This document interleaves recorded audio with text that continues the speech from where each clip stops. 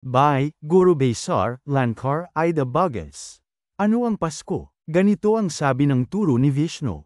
Ang isang mabuting tagapakinig ay nangangailangan lamang ng kalahating salita, ngunit ang isang buong salita na sinusundan ng kumpletong mga pangungusap ay mas malinaw at nauunawaan para sa lahat.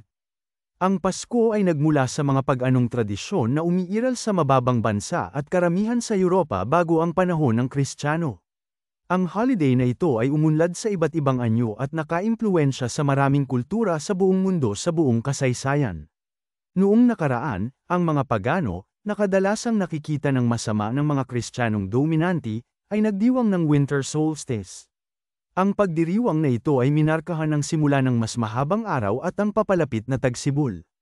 Ang mga Aleman, na hindi pa na-convert sa Kristyanismo, ay nagdiwang ng kapistahan ng liwanag sa pinakamaikling araw ng taon, bandang ika-21 ng Desyembre. Binigyang diin ng pagdiriwang na ito ang kahalagahan ng pagsasama-sama, pagbibigayan, at pamumuhay sa kapayapaan sa isa't isa. Ang Christmas tree, isang mahalagang simbolo ng Pasko, ay nagugat sa pag-anong tradisyong ito. Sa pag-usbong ng Kristyanismo, lalo na sa ilalim ni Emperador Constantine, ang pag-anong pagdiriwang na ito ay nagbago sa isang kaganapang Kristiyano. Upang kumbinsihin at pag-isahin ang pagano populasyon, pinanatili ng simbahan ang Midwinter Festival ngunit may bagong kahulugan, ang kapanganakan ni Jesus. Ito ay isang estratehikong hakbang upang akitin ang mga walang muwang na pagano at gawing mas madali para sa kanila na maniwala sa Kristiyanong Diyos. Ang simbahang Katoliko ay tusong pinag-ugnay ang umiiral na mga tradisyon sa kalagitnaan ng taglamig sa mensahe ng kapanganakan ni Kristo, nang hindi ganap na inaalis ang mga pagano ng kanilang sariling mga kaugalian. Kaya, ang modernong Pasko ay walang gaanong kaugnayan sa pagsilang ni Jesus o sa Diyos. Ang pinakamahalagang simbolo, ang Christmas tree, ay wala ring direktang link sa pananampalatayang Kristiyano.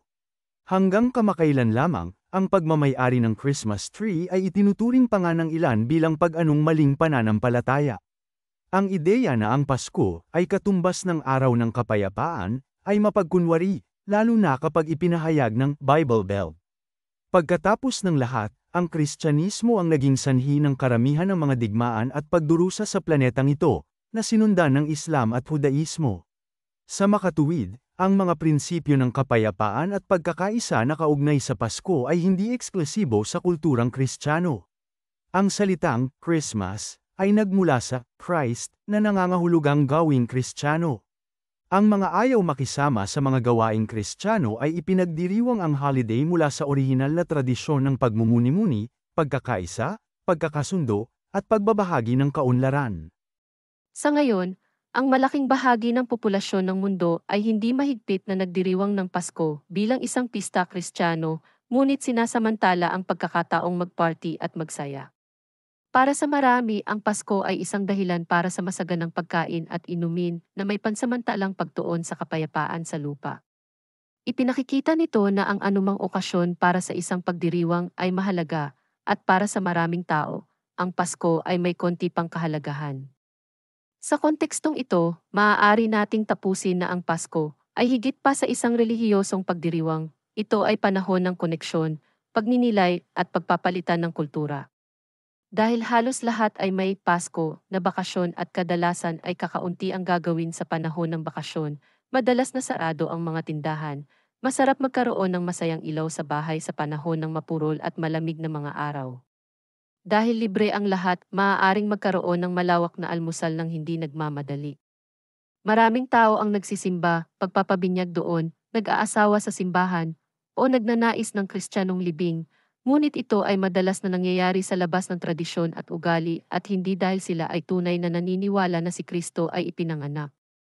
Ang petsa ng kapanganakan ni Jesus ay hindi rin tama, dahil ayon sa kasaysayan ng mundo, si Kristo, ang anak ni Joseph na karpintero, ay ipinanganak sa tagsibol.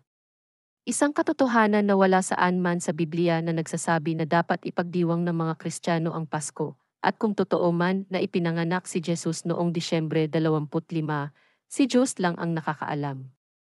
Kakaiba, walang mananampalataya ang gustong magdiwang ng Pasko sa tagsibol. Karagdagan pa, may panlipunang panggigipit, ang mga hindi nagdiriwang ng Pasko sa Disyembre 25 at 26 Naniniwala man sila sa Diyos o hindi, ay hindi makakatakas dito at nakaharap sa mga problema. Sa mga araw na iyon, ang mga tao ay nakatali sa maraming mga paghihigpit at walang sinuman ang makakatakas dito. Ang lahat, saan man sa mundo, ay naharap sa taunang panahon ng Pasko. Sa pangkalahatan, ang mga tao ay literal at matalinghagang napipilitan pumasok sa isang maligaya na kalagayan. Tamang iniisip ng maraming tao, sino tayo para laktawan ang isang pagdiriwang? Sumasama kami sa kapaligiran, nagsasaya sa masarap na pagkain, at nagpapanggap na mabait sa isa't isa. Ang katotohanang wala tayong pakialam kay Jesus o sa Diyos ay hindi tayo gaanong nakakaabala. Gustong-gusto namin ang mga ilaw, holiday, kapaligiran, at lalo na ang libreng pagkain kapag available ito. Nasisiyahan kami sa mga dekorasyon ng Pasko, media, musika sa mga tindahan, at iba pa. Nangunguna ang ilang bansa sa Europa sa pagdiriwang ng mga pista ng Kristiyano at Katoliko. Ngunit hindi lamang sa Europa, sa lahat ng mga bansa na nakaranas ng kolonyal na paghahari, kung saan ang mga tao ay pinilit sa Kristyanismo sa pamamagitan ng latigo, mayroong maraming mga pista opisyal ng Kristiyano. Kunin, halimbawa, ang Suriname, Pilipinas, Brazil, Bolivia, Dutch Antilles, Mexico, at iba pa. Doon, ang karamihan sa mga natrauma na populasyon ng relihiyon ay mas deboto kaysa. Ang isang kapansin-pansing detalye ay nasa ilang mga bansa sa kanluran, tulad ng Netherlands, karamihan sa mga pista opisyal ng Kristiyano na malawak pa ring ipinagdiriwang sa Alemanya at sa ikatlo at ikaapat na mga bansa sa mundo ay matagal nang inalis. Ang mga marginalized na tao at bansa, na marahas na pagbabagong loob at pinamunuan sa pamamagitan ng kolonyalismo sa pakikipagtulungan sa simbahan, sa kasamaang palad ay nabubuhay pa rin sa Middle Ages ngayon. Sila ay sadyang pinananatiling ignorante sa paglipas ng mga siglo upang sila ay umasa sa kanilang mga nang-aapi. Nang ang mga sakop na bansang yun sa kalaunan ay nagkamit ng kalayaan, ang populasyon ay muling nahaharap sa isang diktatorial at tiwaling rehimen, na may makabuluhang pagkakaiba sa uri, kung saan ang isang maliit na elite na minorya ay humawak ng kapangyarihan sa isang malaking grupo ng mga tao na halos hindi matugunan ang kanilang mga pangunahing pangangailangan. Pinagtibay ng kanilang mga pinuno ang masamang ugali ng mga kolonisador. Bilang resulta, ang populasyon ay nananatiling nakakulong sa pag-iisip sa nakaraan at kasalukuyang pinangungunahan ng mga mayayaman at maimpluwensyang relihiyosong elite na kumakatawan sa kanilang sariling lahi. Ang mga inaapi ng nakaraan ay ngayon ang mga mapang api. Ang mga bagong mang-aapi, neokolonyalista, na ito ay nasisiyahan tingnan ng kanilang sariling uri, na sumusunod sa mga yapak ng kanilang mga dating malupit na pinuno.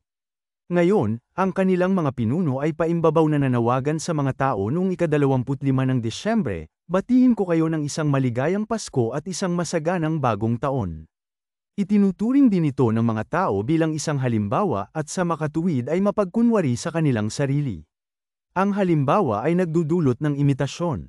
Ang tanging pagkakatulad ng mga mananampalataya at hindi mananampalataya tuwing Pasko ay ang kapaligiran, pagsasama-sama, pagkain, oras ng pahinga, at mga dekorasyon sa loob at labas ng tahanan.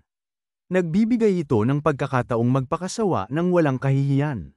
Matapos ang pag-anong pagdiriwang ng liwanag ay ginawang dalawang Kristiyanong pista opisyal noong nakaraang siglo, ang mga araw ng Pasko ay ginawang pangkalahatang mga pista opisyal upang ang mga tagapag-empleyo ay hindi lamang makapagpahinga sa kanilang mga empleyadong Katoliko. Kaya, ang tradisyon ng Pasko at oras ng bakasyon ay lumitaw. At kapag bumagsak ang mga araw ng Pasko sa kalagitnaan ng linggo, nakakakuha ang mga empleyado ng dalawang karagdagang libreng araw na may bayad kapag walang kailangan sa kanila. Ang sinumang dapat magtrabaho sa araw ng Pasko ay tumatanggap din ng dagdag na allowance. Iyan ay isang magandang bonus.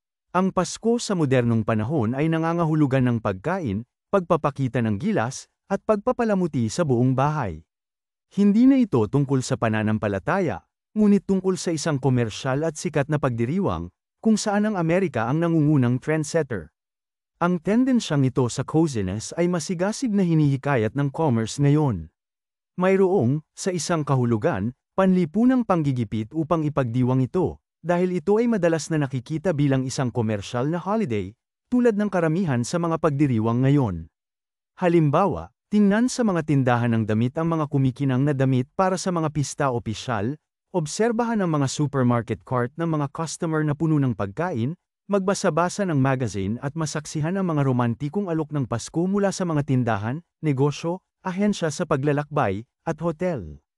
Halos ma-overwhelm ka nito. Ang Pasko, para sa komersyo at mundo ng negosyo, ay walang kinalaman sa kapanganakan ni Jesus o sa pag-anong Festival of Lights. Ito ay puro tungkol sa kalakalan para sa sektor ng tingi, na kumita ng malaki mula rito.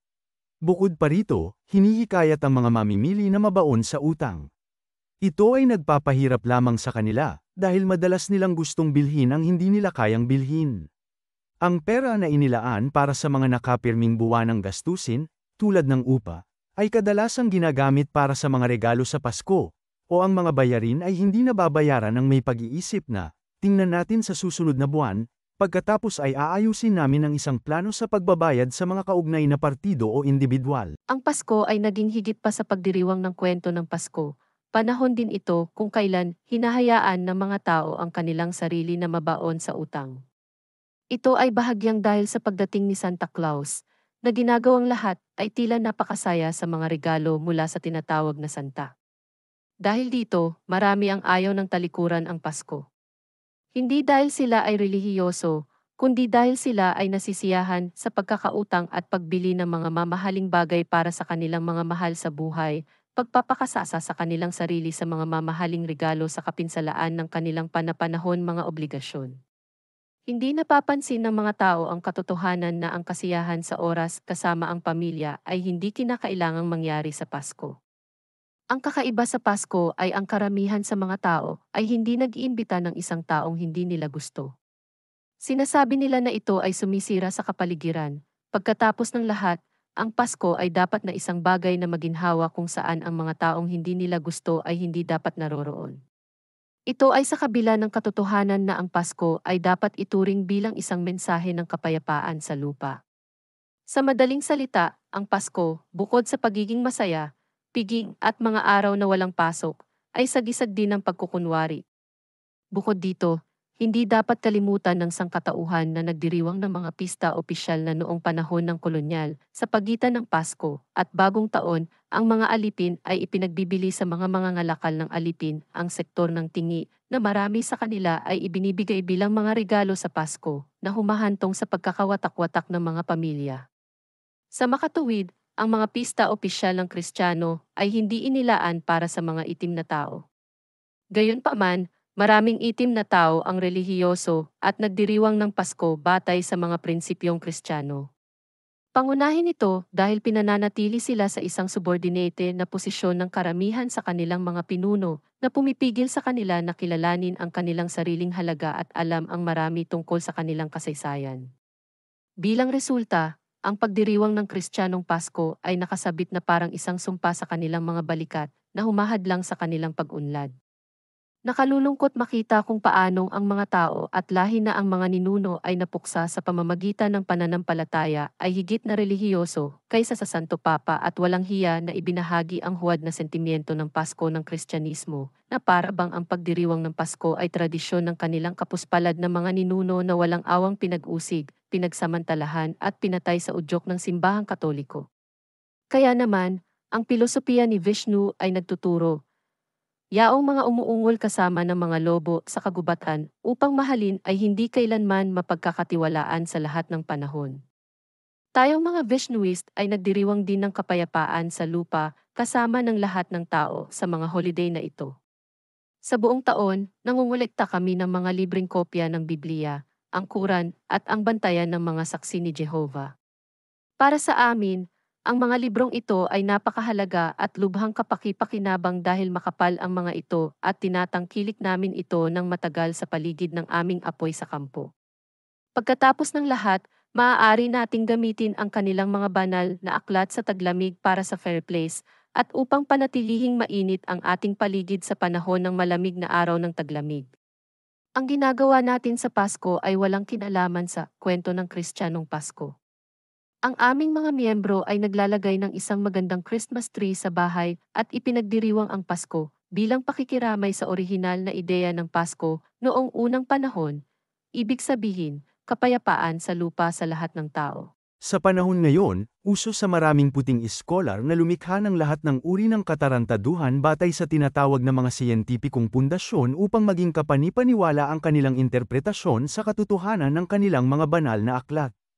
Tinatawag ng ilan ang mga kontradiksyon sa mga banal na aklat bilang plagiarism at regular na gumagawa ng ebidensya upang suportahan ang kanilang mga opinyon, na kanilang pinagsama-sama. Sinasabi nilang neutral sila at sinisisi ang kanilang mga ninuno sa mga maling nagawa noong nakaraan sa tulong ng mga banal na aklat laban sa sangkatauhan.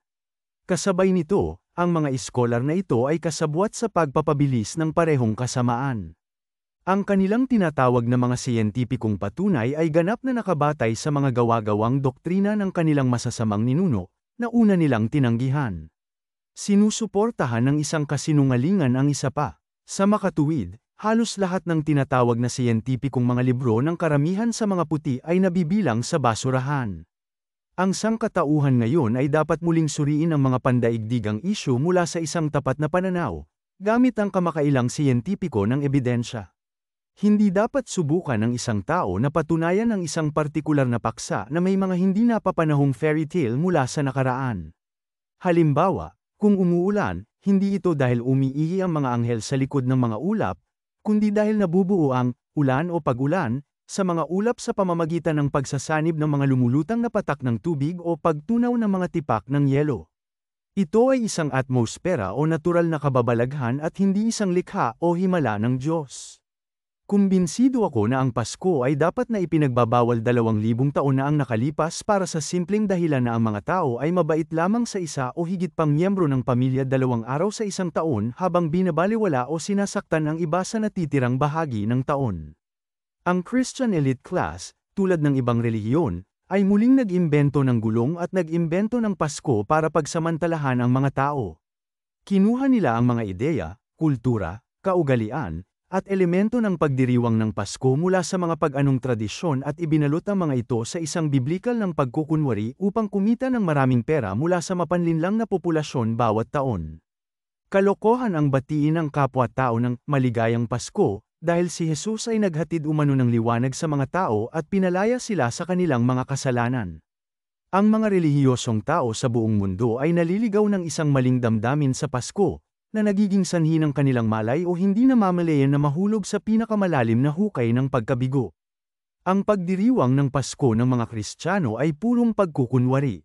Para sa mga deboto ng nagdiriwang ng Pasko sa buong mundo, ang mga araw ng Pasko ay talagang nangangahulugang 24 na oras ng sapilitang mabuting pag-uugali.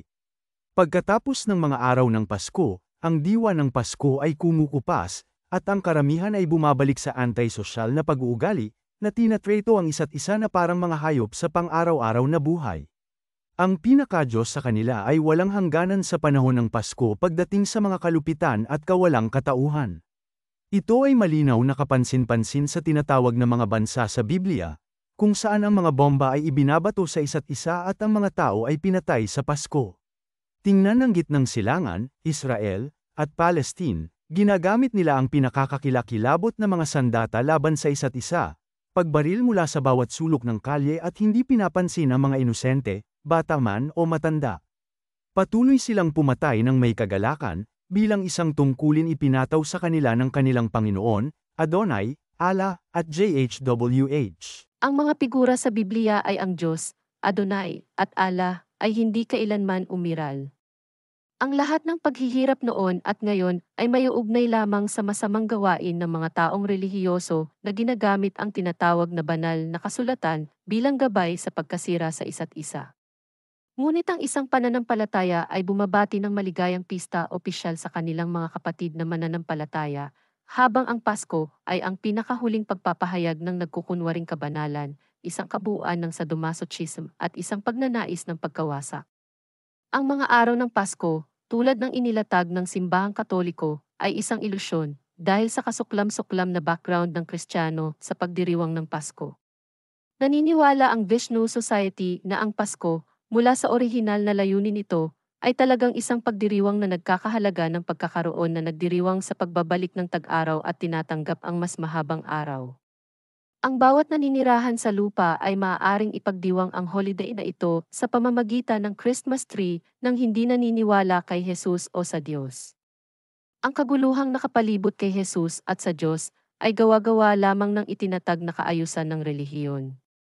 Sa mga araw ng Pasko, ang Vishnu Society ay nanonood ng mga pelikulang ay Christmas Carol at Scrooge upang panatilihing mulat tayo sa lipunan sa ating paligid dahil ang mga pelikulang ito ay kadalasang napakaganda para maging totoo. Ang Kristiyanong mundo ay tumitingin sa ay Christmas Carol at Scrooge bilang nakakaantig at magagandang pelikula. Ang mga pelikulang ito ay pumukaw ng intensyon sa kanila na maging mapagbigay, mabait, at tapat mula noon. Sa sandaling pinapanood nila ang pelikula, ipinangako nila sa kanilang sarili na maging mas makatao at magsusumikap para sa isang patas na pamamahala sa mundo para sa kabutihan ng lahat, tulad ng sa pelikula. Sa kasamaang palad, marami ang agad na nakakalimutan ang kanilang mga pangako sa susunod na araw at bumalik sa kanilang dating antisosyal na pag-uugali sa kanilang kapwa-tao. Sa katotohanan, ang mga taong ito ay walang natutunan sa mga pelikula dahil sa kawalan ng pakiramdam ng tungkulin at paggalang sa sarili. Ang pagkamakasarili ay nangingibabaw sa karamihan ng mga tao. Kami, ang mga miyembro ng Vishnu Society, ay nagdiriwang ng kapayapaan sa mundo sa buong taon. Ipinagdiriwang natin ang Pasko ayon sa orihinal na layunin ng Pasko at hindi ayon sa pananaw ng Kristiyano. Higit pa rito, regular kaming nagsasaya sa pagkain at inumin kasama ng mga taong itinuturing naming pamilya sa halip na sumuko sa taunang mga obligasyon. Dahil maganda ang ibig nating sabihin para sa lahat ng tao sa lupa, hangad natin ang bawat nabubuhay na nilalang ng isang maligayang Pasko at kapayapaan sa lupa batay sa orihinal na kaisipang Pasko. Ang Vishnu Society ay nagpapasalamat sa lahat ng bumabati sa iba ng Pasko mula sa integridad at ayon sa orihinal na tradisyon ng Pasko. Kaya, ang pagtuturo ni Vishnu ay nagsasaad. Yaong mga sadyang nagdudulot ng pinsala sa kanilang kapwa-tao na may layunin na humingi ng kapatawaran para sa kanilang mga aksyon sa pamamagitan ng kanilang pananampalataya ay, sa katunayan, walang puso at masasamang tao. Para sa kanila, walang kapatawaran sa anumang pagkakataon at talagang hindi sila karapat-dapat.